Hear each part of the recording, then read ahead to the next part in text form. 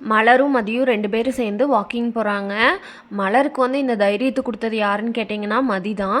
வாங்க வாக்கிங் போகிறதுல என்ன இருக்குது அப்படின்னு சொல்லிட்டு நானும் உங்களுக்கு வந்து கிச்சனில் ஹெல்ப் பண்ணுறேன், சீக்கிரமாக போயிட்டு சீக்கிரமாக வந்துடலாம் அப்படின்னு சொல்லிட்டு 2 பேரும் சேர்ந்து போகிறாங்க. வெளியே போயிட்டு வரும்போது ஒரு ரெஃப்ரெஷிங்காக இருக்குது அப்படின்னு சொல்லி 2 பேர் பேசிகிட்டே வராங்க.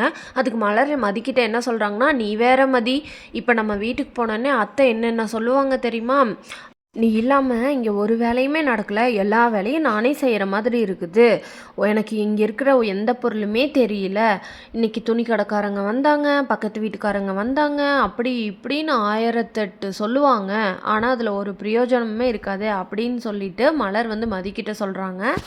இதை கேட்ட மதி, அவங்கள பற்றி இவ்வளோ நல்லா புரிஞ்சு வச்சுருக்கிறீங்களே, அப்போனா அவங்க சொல்கிற இந்த மாதிரி சில்லி கொஸ்டின்ஸ்க்கெல்லாம் நீங்கள் வந்துட்டு ரியாக்ட் பண்ணாதீங்கக்கா அப்படின்னு சொல்கிறாங்க. இதை கேட்ட மலர் என்ன சொல்கிறாங்கன்னா, அது எப்படி நம்ம ரியாக்ட் பண்ணாமல் இருக்க முடியும் அப்படின்னு சொல்கிறாங்க. சரி அப்படின்னா அவங்க சொல்கிறதுக்கு அந்த மாதிரி மட்டும் நீங்கள் வந்து சொல்லிடுங்க, ரொம்ப போட்டு ஸ்ட்ரெஸ் பண்ணிக்காதீங்க அப்படின்னு சொல்கிறாங்க. இதை கேட்ட மலரும் சரி வா பார்த்துக்கலான்னு சொல்லிட்டு வீட்டு முன்னாடி போய் நிற்கிறாங்க. அவங்க வந்து அவங்க அத்தை வந்து ரொம்ப டென்ஷனாக உட்காந்துருக்குறாங்க, அவங்க மாமனாரும் ரொம்ப டென்ஷனாக உட்காந்துருக்காங்க. இதை பார்த்த மலருக்கு ரொம்ப ஷாக் ஆயிடுது. மதி அவங்க பாட்டுக்கு போயிடுறாங்க. கிச்சனுக்குள்ளே போனதுமே மலரும் மதியம் அங்கே இருக்கும்போது அவங்க மாமியார் வந்து மலர் இது வரைக்கும் என்னென்ன சொன்னாங்களோ அதே மாதிரியே சொல்லி காட்டுறாங்க. எனக்கு வந்து பிபி சுகர் எல்லாமே வந்து லோவாயிருச்சு, படபடன்னு வந்துருச்சு அப்படின்னு சொல்கிறாங்க. அத்தை இந்தாங்க சக்கரை அப்படின்னு சொல்லி கொடுக்குறாங்க. அத்தை நான் உங்களுக்காக தான் நான் வாக்கிங்கே போகிறேன், என் உடம்பு நல்லா இருந்தால் தானே நான் உங்களையும் மாமாவையும் நல்லா பார்த்துக்க முடியும், நான் எனக்காக வாக்கிங் போகிறேன்னு நினச்சிங்களா அப்படின்னு சொல்லி மலர் அப்படியே உல்ட்டாவாக பேசுகிறாங்க. இதை கேட்ட மாமியாருக்கு ரொம்ப ஷாக் ஆகிருது. இவன் வந்து மதி கூட சேர்ந்துக்கிட்டு தான் இந்த மலர் இப்படியெல்லாம் பேசிகிட்டு இருக்கிறா அப்படின்னு சொல்லி இந்த ஷாக்கிங்லேருந்து வெளியே வராமல் கிச்சன்லேருந்து எனக்கு எதுவுமே வேண்டாம் அப்படின்னு சொல்லிட்டு போயிடுறாங்க. மலரோட தம்பி ஒரு வாய்ஸ் நோட் போடுறாரு, அம்மாவுக்கு உடம்பு சரியில்லை, நீ ஃபோன் பண்ணி பேசுக்கா அப்படின்னு சொல்கிறாங்க. இதை கேட்ட மலர் ரொம்ப ஷாக் ஆகிடுறாங்க. மதி உடனே என்னாச்சு அப்படின்னு கேட்குறாங்க. இதை கேட்ட மலர் தெரியல, இரு நான் கேட்டு பார்க்குறேன், நேற்று தான் நான் அம்மா கிட்டே பேசினேன், அம்மா நல்லா இருக்கேன்னு தானே சொன்னாங்க, என்னாச்சுன்னு தெரியலையே அப்படின்னு சொல்கிறாங்க. உடனே மலர் அவங்க அம்மாவுக்கு ஃபோன் பண்ணி அம்மா என்னாச்சு அப்படின்னு கேட்குறாங்க.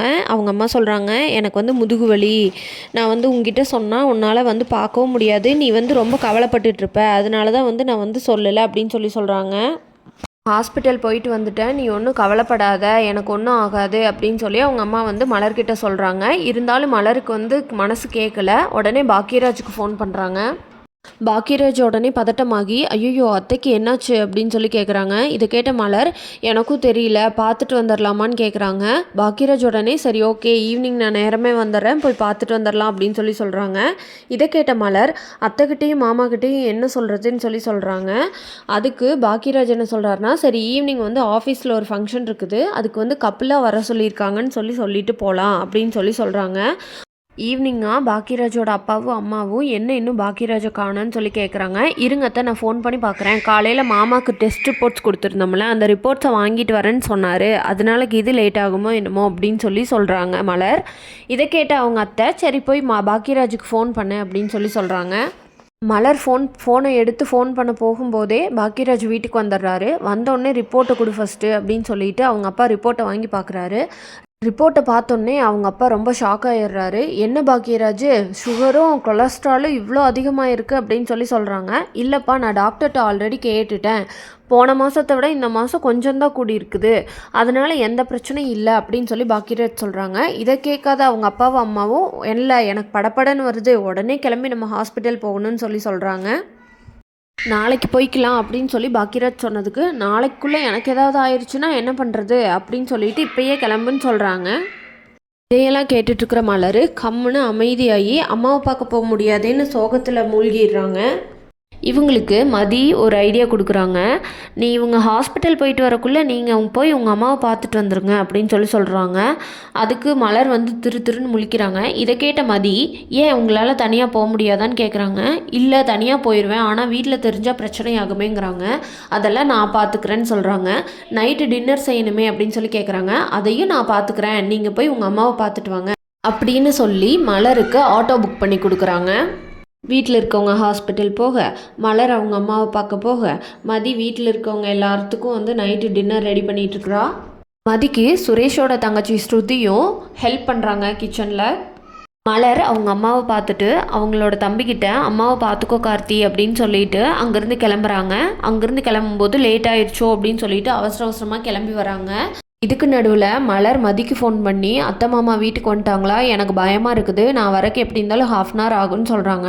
இது கேட்ட மதி, சரி அப்போனா பாக்கியராஜ் அண்ணாக்கு ஃபோன் பண்ணி கொஞ்சம் லேட்டாக கிளம்ப சொல்லுங்கள், அவ்வளோதான், அதுக்கு முன்னாடி அவங்க வந்தாங்கன்னா நான் சமாளிச்சுக்கிறேன், 15 மினிட்ஸ் சமாளிக்க முடியாதான்னு சொல்கிறாங்க. அதுக்கு மலர் என்ன கேட்குறாங்கன்னா, எப்படி நீ சமாளிப்ப அப்படின்னு சொல்லி கேட்குறாங்க. நான் ஏதோ ஒன்று சொல்லிக்கிறேங்க, நீங்கள் ஏங்க கவலைப்படுறீங்க, பக்கத்தில் போயிருக்காங்க, அந்த மாதிரி நான் ஏதாவது சொல்லிக்கிறேன், அவ்வளோதாங்க, நீங்கள் டென்ஷன் ஆகாமல் வாங்க அப்படின்னு சொல்கிறாங்க. சரி ஓகேன்னு சொல்லிட்டு மலர் பாக்கியராஜுக்கு ஃபோன் பண்ணுறாங்க. நீங்கள் கொஞ்ச நேரம் லேட்டாக வாங்க அப்படின்னு சொன்னதுக்கு பாக்கியராஜ் நாங்கள் ஏன் லேட்டாக வரணும்னு கேட்குறாரு. அதுக்கு அவங்க அம்மா பக்கத்துலேருந்து பாக்கியராஜ் ஃபோனில் பேசுகிறது கேட்டுட்டு, என்ன நம்மளை லேட்டாக வர சொல்கிறாளா, எதுக்கு நம்மளை லேட்டாக வர சொல்கிறா அப்படின்னு சொல்கிறாங்க. அதுக்கு அவங்க அப்பா, நீ சும்மாரு, மலர் அப்படி சொல்லியிருக்க மாட்டா, லேட் ஆகாமல் டைமுக்கு சீக்கிரமாக வாங்கன்னு சொல்லியிருப்பா அப்படின்னு சொல்கிறாரு. ஓ அப்படி தான் சொல்லியிருப்பாளோ, சரின்னு சொல்லிட்டு கம்முனுக்கு வந்துக்கிறாங்க. ஆனால் இருந்தாலும் மாமியாருக்கு ஒரு சந்தேகம் வந்துடுது. மலர் வரக்கு முன்னாடி ஹாஸ்பிட்டல் போன பாக்கியராஜோட அம்மாவும் அப்பாவும் வீட்டுக்கு வந்துடுறாங்க. ஆட்டோ சவுண்டு கேட்ட உடனே மதியோட நாத்தனார் ஸ்ருதியும் வெளியே பார்க்குறாங்க. ஐயோ அண்ணி, அம்மாவும் அப்பாவும் வந்துட்டாங்கன்னு சொல்கிறாங்க. மதி லேட்டாக மாமியார்கிட்டையும் மாமனார்கிட்டையும் மாட்டுவாளா மாட்ட மாட்டாளாங்கிறத அப்புறம் பார்க்கலாம். நம்ம சேனலை மறக்க லைக், ஷேர் அண்ட் சப்ஸ்கிரைப் பண்ணிக்கோங்க. பாய்.